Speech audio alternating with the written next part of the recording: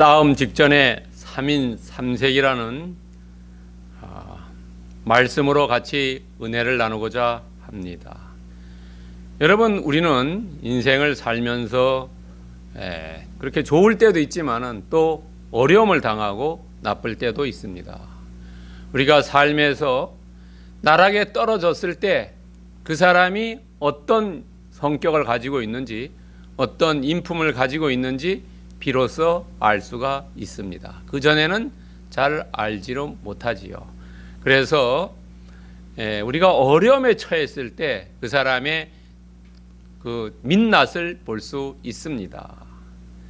우리가 또 사람과 사람에게 이런 인간적인 관계가 이렇게 얽혀 있지요. 그래서 사람의 관계도 좋을 때는 잘 모릅니다. 그 사람이 성품을요.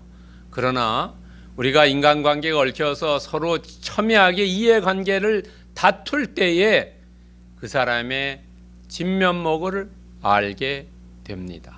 여러분, 나이가 젊은 사람들은 그렇지 않지만은 나이를 좀 드신 분들은 세상에 살면서 이런 경험들을 아마 뼈저리게 느낄 적이 있을 줄 믿습니다.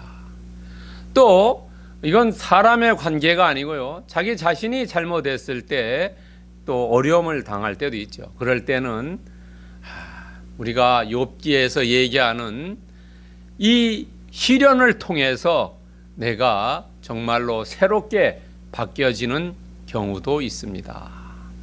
여러분, 욥이 그랬지요. 어려움을 당하고 새롭게 이렇게 어려움을 극복했을 때 그가 신앙 고백으로 내가 순금같이 나의 신앙이 되었다라고 이야기도 하지요. 오늘 본문을 통해서 보면은 우리는 이 아주 절체절명의 순간에 와 있습니다. 싸움이라고 이건 좀 완곡한 표현을 썼는데요, 실제는 전쟁을 이야기합니다. 전쟁에서 지면은 종으로 가든지 목숨을 잃습니다. 승리자는 그 포로들을 다 종으로 데리고 와서 그 종들을 팔기도 하고 자기가 부리기도 합니다. 그리고 전리품을 가져오기도 하지요. 그런 아주 절체절명의 순간입니다. 그럴 때에 우리의 본성이 어떻게 나타나느냐 하는 거지요. 여러분, 생각해 보세요. 절체절명에 아니면은 정말로 백척간두에 서 있을 때 낭떠러지에서 떨어지느냐 안 떨어지냐, 그런 아주 어려운 순간에 있다고 생각해 보세요. 그럴 때에 본심이 나오고 진면목이 나오는 겁니다. 오늘 사무엘상 17장 12절에서부터 30절이 바로 그런 대목입니다. 여러분, 오늘 본문을 들어가기 전에 한번 본문의 배경을 한번 보겠습니다. 오늘 본문에 두 사람의 이름이 크게 나옵니다. 한 사람은 이새고 다윗입니다. 이새라는 사람은 사무엘상 17장 12절에 보면은 나이가 들었다, 이렇게 늙은 사람으로 표현되어 있습니다. 이 사람의 할아버지는 보아스입니다. 여러분, 보아스는 룻기 2장 1절에 보면은 그 베들레헴 지역의 유력자라고 기술되어 있습니다. 유력자라는 것은 오늘날로 말하면 그 지역에 아주 돈도 많고 권력을 가지고 있는 그런 유지, 아니면은 그 지역에 뭐라고 할까요? 옛날 같으면 귀족이라고 얘기하고요, 오늘날 같으면은 막 그 지역을 움직일 수 있는 그런 권력과 돈을 가지고 있는 사람입니다. 그러니까 보아스가 베들레헴에 살았기 때문에 오벳, 이새, 다윗, 이새도 베들레헴에 살고 있습니다. 그러면 아마 제가 생각하기에 할아버지가 그 지역의 유지였기 때문에 이새, 이 사람도 아마 부자였을 걸로 생각됩니다. 그래서 많은 양을 쳤고, 양을 칠 때 다윗 혼자 치지 않고 거기에 양 지키는 자가 또 따로 따라가기도 했습니다. 그러니까 베들레헴에 살았고 그 동네에 아마 오늘날을 생각하면 귀족 정도였다고 생각됩니다. 오늘 이 절체절명의 사건 앞에서 이 사람들의 마음이 어떠냐를 알아보는데, 그러면은 이 싸움을 걸어온 사람이 누구냐 하는 겁니다. 싸움을 걸어온 사람은 블레셋 사람입니다. 여러분들 13장에서 사무엘상 13장에서 블레셋 사람들이 쳐들어왔다가 다 물리쳤습니다. 그때 이 사울이 잘못해가지고 진멸시키지 못했습니다. 그래서 다시 시간이 간 다음에 이 블레셋 사람들이 앙심을 품고 야, 이 사람들 다시 한번 쳐들어가자 이래가지고 다시 쳐들어왔습니다. 그리고 이 블레셋 사람들이 나중에 또 쳐들어옵니다. 쳐들어와가지고 결국 사울을 살해하는 사건이 사무엘상 31장에 나옵니다. 이 베들레헴이 살고 있는 베들레헴의 이새와 다윗이 살고 있는 이 베들레헴에서 오늘 싸움이 일어나는 엘라 골짜기까지는 약 24km입니다. 하루 종일 걸어가야 되는 거리입니다. 오늘 본문에 또 이 이새가 다윗에게 이 마른 곡식을 이렇게 해서 보냅니다. 거기에 곡식을 보내는데 한 에바를 보내는데 볶은 곡식을요 22리터를 보냅니다. 한 에바라는 것은 오늘날로 얘기하면 22리터입니다. 여러분들 생수병이 하나가 2리터지요. 그거 11병 정도의 크기를 생각하면은 어느 정도라는 것을 알 수 있지요. 그런데 이 당시에 다윗의 나이는 약 17세에서 20세 가량입니다. 그러니까 신학자들마다 조금씩 다릅니다. 대부분 18세라고 얘기도 하고 17세라고 얘기도 하고 20세라고 얘기도 합니다. 그래서 17세에서 20세, 오늘날로 얘기하면은 고등학생 정도의 나이가 아니냐라고 생각됩니다.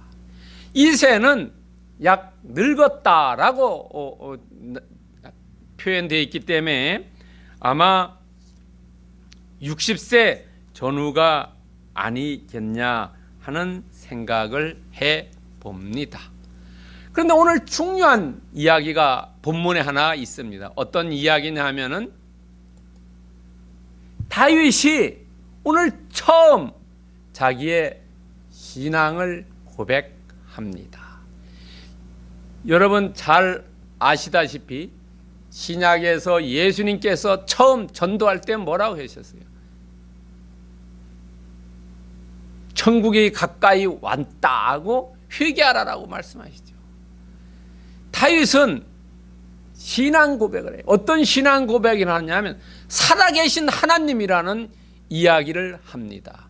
이 살아계신 하나님이라고 다윗이 살았을 때부터 이 앞 세대를 보면은 살아계신 하나님이라고 말씀한 분이 두 사람이 있습니다. 한 사람은 모세가 살아계신 하나님이라고 고백하고 또 여호수아가 살아계신 하나님이라고 고백했습니다.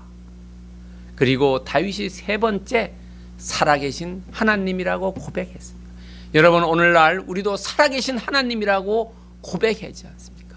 하나님은 살아계시고 우리와 인격적인 관계를 맺고 있기 때문에 그렇습니다.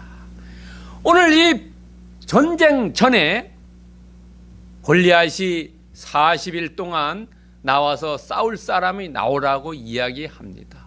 이런 어려운 상황 속에 오늘 세 사람을 한번 보겠습니다. 그 세 사람은 이새와 다윗과 다윗의 형이며 이새의 장남인 엘리압이라는 세 사람의 심령을 한번 마음씨를 한번 알아보겠습니다. 첫 번째는 이새입니다. 이새는 오늘 사무엘상 17장 12절부터 30절에 3번 언급되어 있습니다. 12절에 2번, 17절에 2번입니다. 여러분, 이것은 한글 성경을 중심으로 이야기합니다. 여러분, 이 이세라는 의미는 여호와께서 살아계시다, 살아있는 하나님이다. 여호와께서 살아계시다.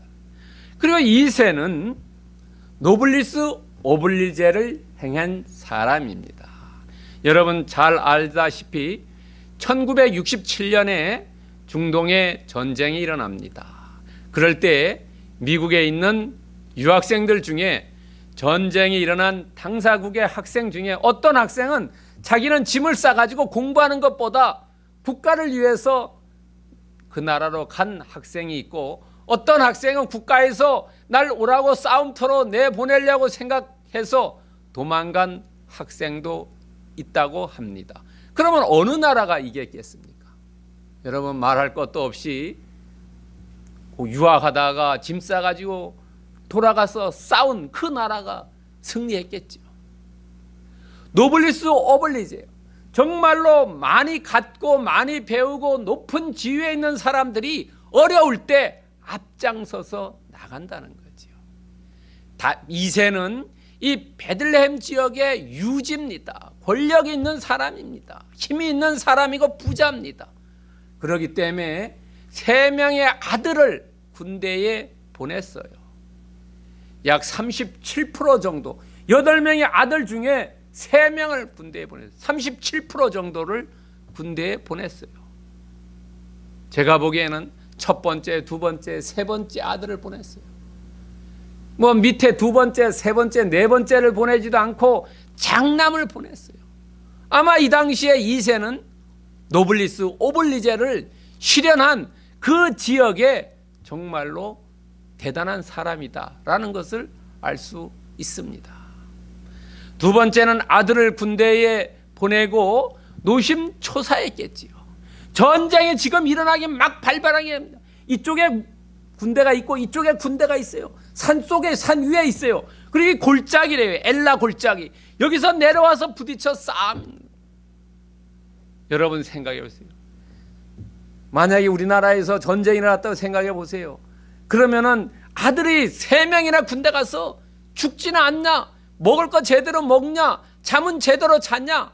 노심초사하지 않습니까? 여러분 논산훈련소에 가면은 자녀와 어머니나 부모님이 오셔갖고 이렇게 자녀를 거기서 이제 훈련소에 맡기고 돌아갈 때 눈물을 흘리죠. 얘가 제대로 할 수 있느냐?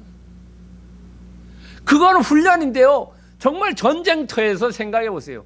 목숨이 왔다 갔다 하는 거 아닙니까? 포로로 잡히면 종으로 가고요. 그런 때에 얼마나 이 부모의 심정이 노심초사했겠습니까? 얼마나 자식을 사랑합니까?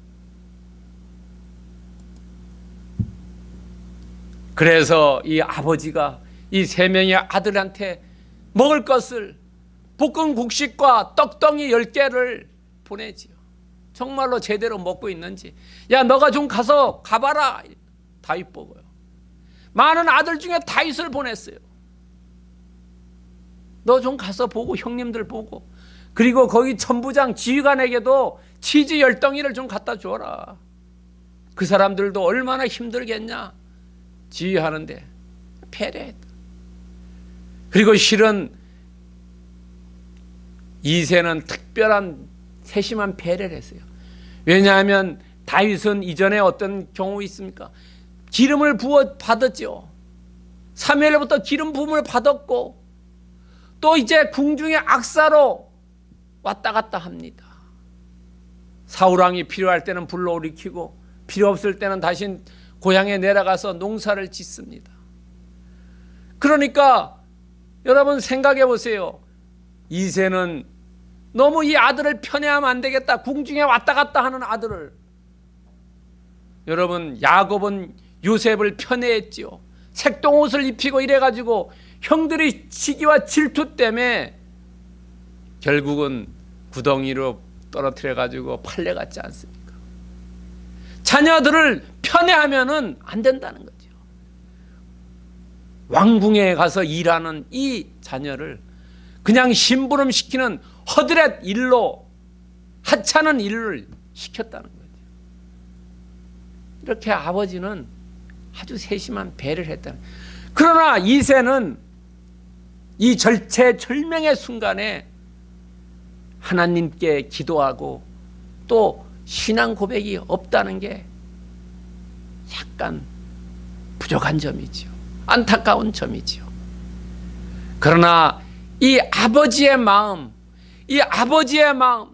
노심초사한 이 아버지의 마음은 결국은 우리가 자식을 생각하고 아니면 하나님이 우리를 생각하는 그런 마음과 같다는 거죠.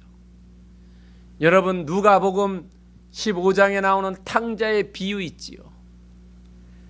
탕자가 아버지께 돌아와서 나는 종으로, 아버지 볼 면목도 없고 종으로 살렵니다 이랬을 때 아버지가 어떻게 합니까? 15장 22절에 아버지는 종들에게 이르되 제일 좋은 옷을 내어다가 입히고 손에 가락지를 끼우고 발에 신을 신기라. 명예를 회복시켜 줘라 하는 거예요. 하늘에 계신 하나님도 우리를 생각할 때 그렇게 생각한다는 거예요. 부모가 자식을 생각하는 것과 똑같다는 겁니다. 그러니까 자식들은, 우리는 하나님 아버지를 어떻게 100% 신뢰해야 되죠. 자식들도 부모를 100% 신뢰해야 된다는 거죠.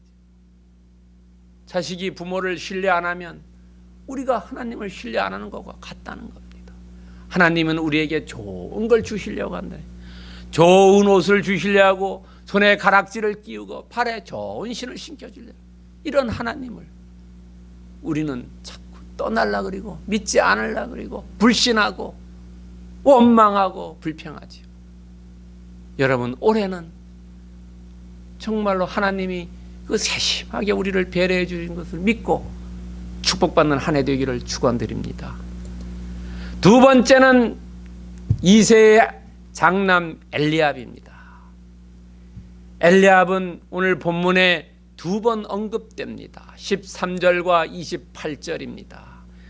이 엘리압이라는 의미는 하나님은 아버지시다라는 신앙적인 고백이 포함되어 있습니다.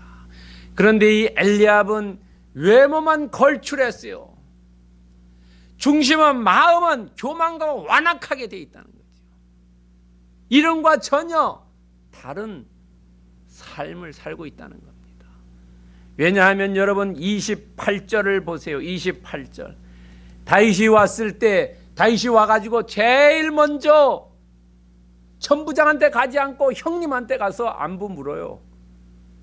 아버지가 형님한테 가고 형님의 떡덩이 10개, 그 다음에 천부장 치즈덩이 10개 갖다 준데 형님부터 먼저 갔어요. 아버지의 명령에 먼저.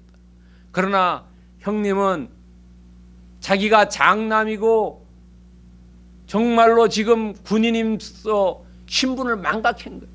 하나님의 자녀라는 것도 망각했어요. 왜 신분을 망각하냐면 낮은 자존감 때문에 그렇다는 겁니다. 여러분요, 내가 자존감이 높으면은, 자긍심이 있으면은 그러지 않은데, 신분을 망각하는 것은 낮은 자존감, 내가 아무 따나 해도 되겠지라고 생각하는 거예요. 그리고 28절에 보면은 공개적으로 다윗을 인신 공격합니다. 여러분 28절을 한번 보십시오. 큰형 엘리압이 다윗이 사람들에게 하는 말을 들을지라 그가 다윗에게 노를 바라여 이르되 내가 어찌하여 이리로 내려왔느냐? 들에 있는 양은 누구에게 맡겼느냐? 나는 내 교만과 내 마음의 완악함을 아노니 내가 전쟁을 구경하러 왔도다 라고 많은 사람들 앞에서 그러죠. 여러분, 이게 사실입니까? 사실이지 아니죠. 아버지가 심부름 시켰기 때문에 형님들 떡덩이 갖다 드리고 정말로 천부장에게도 치즈덩이 갖다 드리고 잘하고 있는지 알아보고 징표 가져오라고 했는데, 아버지의 명령을 듣고 왔는데 너가 전쟁을 구경하러 왔냐 이래. 너가 상금에 눈이 멀어서 그런지 않냐 이래. 본문을 곡해했다는 거죠. 왜곡했다는 거죠. 내 마음속에 있는 것이 입으로 나오는데 내 마음속에 그런 것이 가득했기 때문에 나온다는 거죠. 내 마음이 사랑이 꽉 차면 사랑이 나오고 내 마음에 악이 꽉 차면 시기와 질투가 꽉 차면 그게 나온다는 거죠. 여러분, 엘리압은 장남이기 때문에 자기가 사무엘로부터 기름 부음을 받아야 되는데 기름 부음 받지 못하고 동생은 궁중에서 악사로 왔다 갔다 하는데 자기는 양을 쳐야 되고 또 동생으로부터 위문을 받고 사람들이 상금 이런 얘기하니까 다시 알려달라고 하니까 야 너 내 자신을 알아봐라. 너가 그런 거 할 수 있느냐? 자기 마음속에 시기와 질투가 꽉 찼다는 거죠. 아니면은 동생은 잘 나가는데 형이 잘 못 나가니까 무기력에 빠져 있는지도 모르지요. 여러분, 그러나 엘리압이 잘못한 게 큰 실수가 하나 있는 거예요. 무슨 실수가 있냐 하면 여러분 오늘 본문의 26절에 보면 나와 있어요. 26절에 다윗이 하는 거 한번 여러분 보시기 바랍니다. 다윗이 곁에 서 있는 사람들에게 말하여 이르되 이 블레셋 사람을 죽여 이스라엘을 치욕을 제거하는 사람이는 어떠한 대우를 하겠느냐? 이 할례 받지 않은 블레셋 사람이 누구냐? 살아계시는 하나님의 군대를 모욕하겠느냐? 하나님의 군대를 모욕한다고 했어요.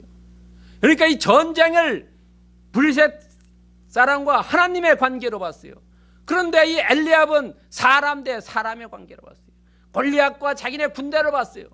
사람과 사람의 관계 봤을 때는 두려워진다는 거죠. 자기가 힘이 약하기 때문에. 그러나 하나님의 힘을 봤을 때는 두렵지 않다는 거죠. 이렇게 신앙도 없었다는 거예요. 이름과 다른 삶을 살았다는 거죠. 어떻게 다른 사람에게 잘못된 점, 나쁜 점, 단점, 약점만 본다는 거죠. 엘리압이라는 사람은 전쟁터에 정말로 백척간두에 서 있고 절체절명의 순간에 서 있어 하더라도 동생을 야 왔으니까 너 정말로 수고했다 오는데 얼마나 힘들었냐, 이거 이렇게 선물 주니까 너무 감사하다, 갈 때 잘 돌아가라, 아버지에게 잘 전해줘라, 잘 있다고 이렇게 얘기해야 되는데 반대 얘기다. 이 사람의 마음에는 시기와 질투가 있었다는 거죠. 여러분 누가복음 6장 41절에 보면 예수님께서 얘기하셨어요. 뭐라고? 내 눈 속에 있는 티를 못 보고 내 눈 속에 있는 들보는 보고 다른 사람의 티를. 누가복음 6장 41절에 보면 어찌하여 형제의 눈 속에 있는 티를 보고 내 눈 속에 있는 들보를 깨닫지 못하느냐. 자기 자신을 잘 성찰하라는 거죠. 다른 사람의 약점, 단점, 결점 보지 말고 내 안에 있는 약점, 결점, 단점을 먼저 보라는 거예요. 엘리압은 자기 성찰에 실패한 사람이라는 거죠. 하나님을 하나님으로 고백하지 않는 사람, 살아있는 하나님을 고백하지 않는 사람은 전부 인간적이고 세상적인 거에 쫓아간다는 거죠. 여러분 엘리압과 같은 삶을 올해는 살지 않기를 축원드립니다. 세 번째는 다윗입니다. 다윗은 오늘 본문 사무엘상 17장 12절부터 30절에 약 10번 나옵니다. 10번요. 다윗은 잘 알다시피 의미가 사랑받는 자입니다. 다윗은 목동입니다. 15절부터 22절에 보면 목동이래요. 악사로 사울 왕궁에 불려갔다가 일이 없으면 다시 베들레헴에 와서 농사지어요. 근데 농사도 짓고 양도 쳐요. 근데 이 사람은 정말로 양치는 데 성실했어요. 궁중에 가서 악산할 때도 성실했어요.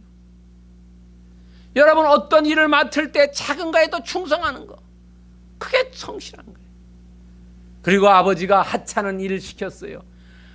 생각해 보세요. 자기는 제일 밑에래요.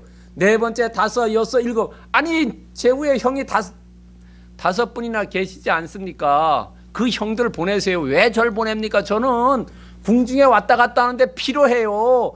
피곤하고 형님들 아무것도 안 하잖아요. 형님들 보내세요 라고 이야기할 수도 있어요. 그러나 다윗은 그렇게 얘기하지 않았어요. 여러분 정말로 순종했어요. 아버지 말씀에.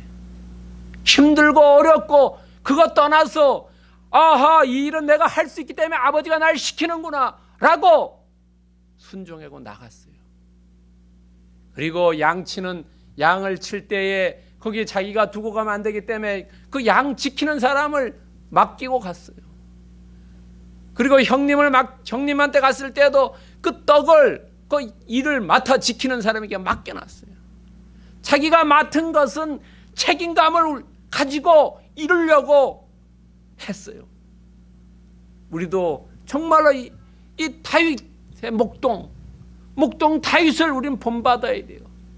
성실하고 순종하고 책임을 가지고 일하는 거. 하나님은 이런 사람을 쓴다는 거죠. 왜냐하면 하나님이 우리에게 일을 맡겼을 때 정말로 성실하지 않고 순종하지 않고 책임감 없으면은 그 일이 어떻게 되겠습니까?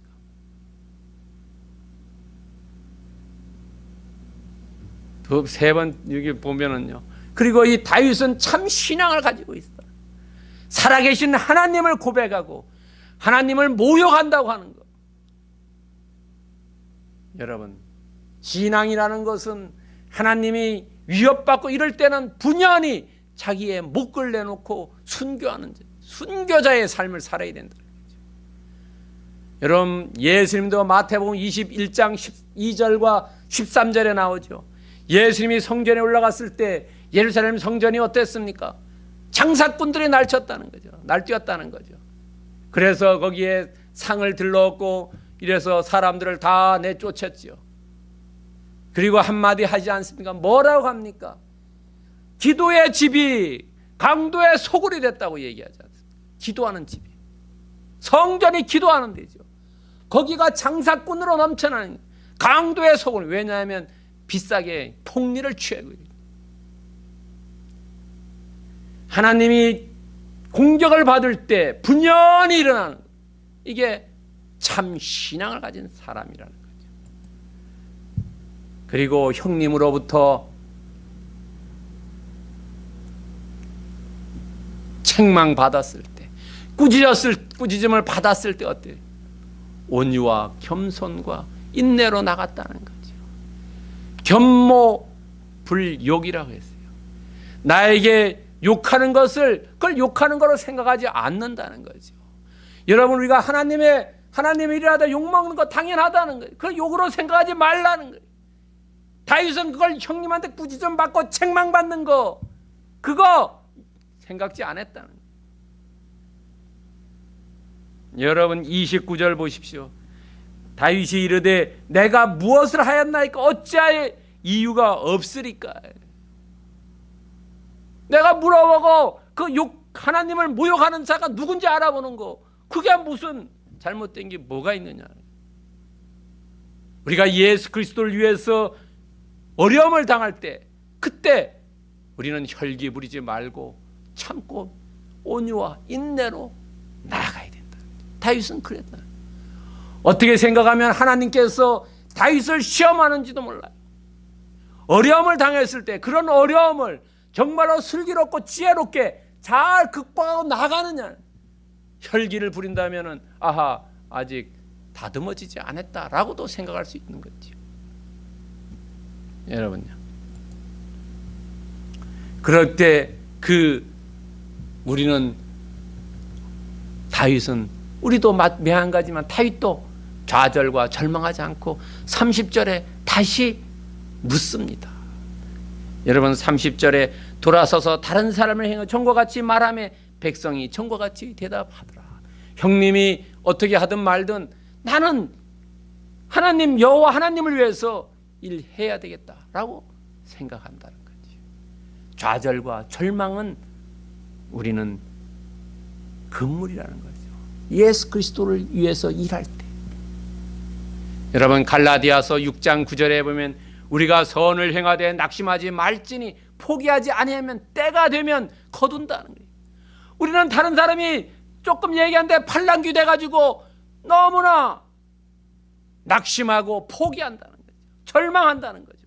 예수 그리스도 주님을 위해서 일할 때 여러분들 팔랑귀 되지 마십시오. 굳건한 반석에 믿음에 서서 행하시기 바랍니다. 오늘 그러면 본문의 메시지는 뭐냐 하는 거죠. 사무엘상 17장 12절부터 30절을 통해서 흐르는 메시지는 우리가 너희들도 다윗처럼 순수하고 풋풋한 믿음을 유지해라는 거예요. 다윗이 17세에서 20세라고 그랬어요. 오늘날 고등학생이래. 고등학교 때 그런 정말로 믿음을 가지고 그 믿음을 잊지 말라는 거죠. 그때의 믿음은 따지지도 않고 재지도 않지요. 내가 손해가 있느냐 이익이 있느냐 따지지 않고 온전히 헌신된 믿음이라는 거죠. 여러분들 계시록에 보면은 에베소 교회를 주님께서 책망하지요. 뭐라고 책망합니까? 너희가 처음 사랑 버렸다는 거예요. 처음 사랑은 정말로 따지지도 않고 재지도 않고 이익이나 손해를 하지 않고 정말로 그야말로 순수하고 풋풋한 그런 사랑, 그런 믿음이었는데 어느 날 바뀌어졌다는 거죠. 여러분 오늘 다윗 같은 그 절체절명의 순간에도 정말로 예수 그리스도 여호와를 위해서 나아가는 그런 믿음, 그런 믿음이 필요하다는 거지요. 여러분들도 올 한 해 정말로 주님을 위해서 내가 이거 어떤 거 하면은 주님이 어떻게 해주는데 이런 거래 아니고 딜링이 아니고 온전히 주님에게 헌신해 보십시오. 헌신한 것보다 더 많은 것을 여러분 복으로 받을 것을 믿고 나가시기 바랍니다. 그렇다면 우리의 삶에 어떻게 적용해야 되냐는 거죠. 첫 번째는 성실해야 된다는 거죠. 우리의 신앙생활이, 우리의 믿음 생활이, 우리의 생활 믿음이, 생활 신앙이 어디에 있으나 우리가 비대면 예배를 드리고 대면 예배를 드리고 그것이 문제가 아니라 우리의 삶 속에서 내가 크리스찬으로서 다윗처럼 누가 보든 안 보든 목동으로서 악사로서 또는 이름 전령으로서 심부름꾼으로서 성실하게 일을 하자는 거죠. 그래야지 하나님께서 인정해 주신다는 거죠. 두 번째는 의분이라는 의로운 분노라는 거죠. 우리가 혈기 부리면 절대 안 됩니다. 그러나 주님을 위해서 여호와 하나님을 위해서 주의 십자가를 위해서 그때는 십자가가 공격받을 때 주님이 공격받을 때 그때는 의연하게 일어나야 된다는 거죠. 그때도 의연하게 일어나지 않는 사람은 그 사람은 신앙이 없든가 깨어있지 않은 사람이라는 거죠. 여러분 깨어있는 사람은 그런 것을 분연히 일어난다는 거죠. 세 번째는 절제할 줄 알아야 된다는 거죠. 세상 일에 너무 혈기 부리지 말라는 거죠. 우리는 세상 일에는 혈기 부리지 말고 절제하고 정말로 주님을 위해서는 의분을 나타낼 줄 아는 크리스찬 되어야 된다는 거죠. 그것이 깨있는 사람이고 그것이 신앙이 있는 사람이고 그것이 믿음이 있는 사람이라는 거죠. 여러분 우리는 다 같이 하나님의 자녀입니다. 다윗은 이새의 자녀입니다. 다윗이 이새 아버지의 명령을 따라서 잘 순종했던 것처럼 우리도 하나님의 자녀입니다. 살아계신 하나님의 자녀입니다. 여러분 요한 3서 1장 4절에 보면 내 자녀들이 진리 안에서 행한다함을 듣는 것보다 더 기쁜 일이 없다. 말씀 중심으로 살고 말씀에 순종해 사는 삶, 그 삶보다가 더 기쁜 일이 없다는 거죠. 하늘에 계신 주님 하나님이 우리 삶을 보고 있다는 거예요. 우리가 정말로 다윗처럼 삶을 사는지 안 사는지, 자녀로서의 삶, 너희들이 징표를 가져오라. 우리가 주님 견에 갔을 때 내가 이 땅의 삶의 징표를 가지고 가야 되지 않겠습니까? 여러분 어떤 삶의 징표를 가지고 가겠습니까? 어떤 삶을 살고 주님께 가서 보고하겠습니까?